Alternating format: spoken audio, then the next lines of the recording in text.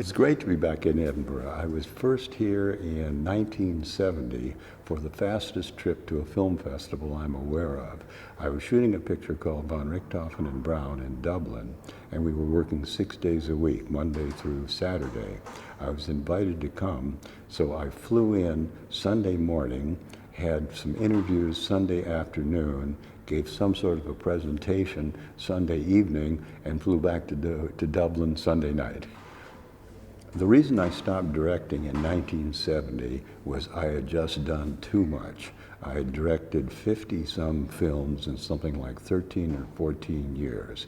And I remember we were shooting at an airport outside of Dublin, and I had an apartment in Dublin, and every day I would drive along this road, and there was a fork in the road. It was this way to the airport, this way to Galway Bay.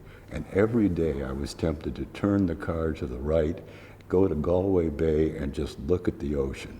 But instead, I dutifully drove to the airport and shot. And I knew that I couldn't do this anymore.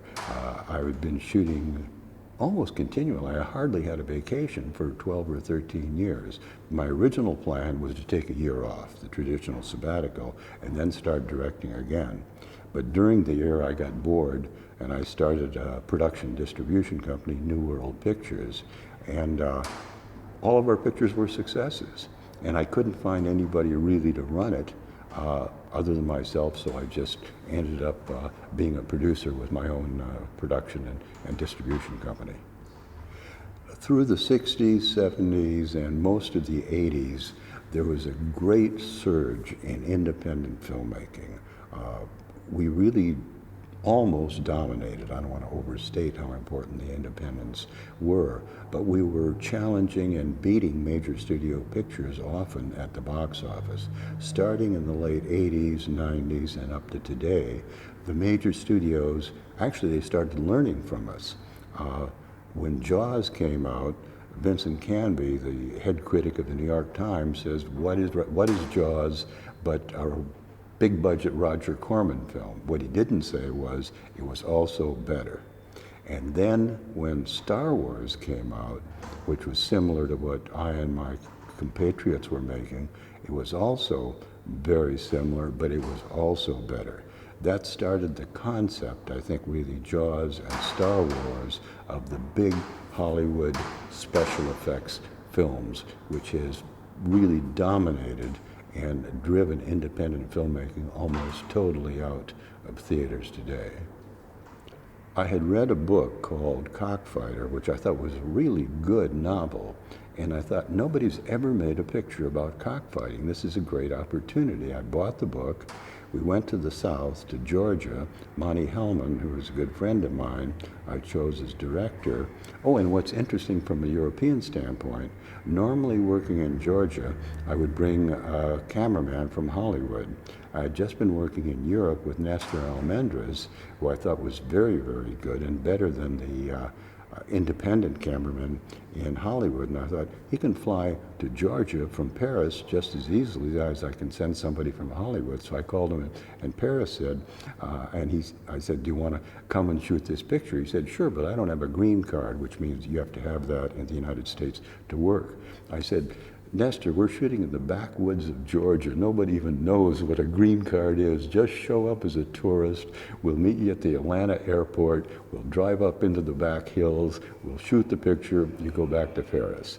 And the combination of Nestor on camera and Monty as a director, I think, produced a very, very good film. However, it did not succeed commercially, and I realized why nobody had ever made a picture about cockfighting.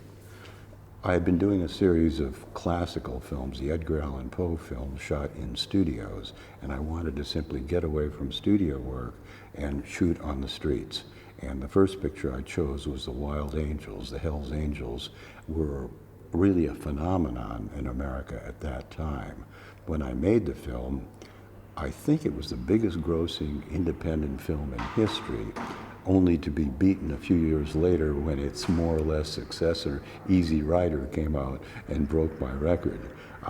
It went to the Venice Film Festival, and actually the American State Department protested to the Italian government that it did not show America in the best light. I thought, well, of course, if it did not, it never intended to show America in the best light, but it was true. This was part of America, and the film played anyway.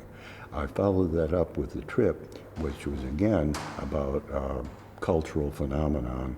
Drugs and the hippie movement were taking over in the later 60s, and particularly LSD was important. And The Trip was about Peter Fonda taking an LSD trip. I'll be interested to see the film here at the festival, because the original picture had a lot of very, to me, interesting scenes with interesting complex cutting to show the psychedelic scenes. It went to the Cannes Film Festival and won one of the secondary awards.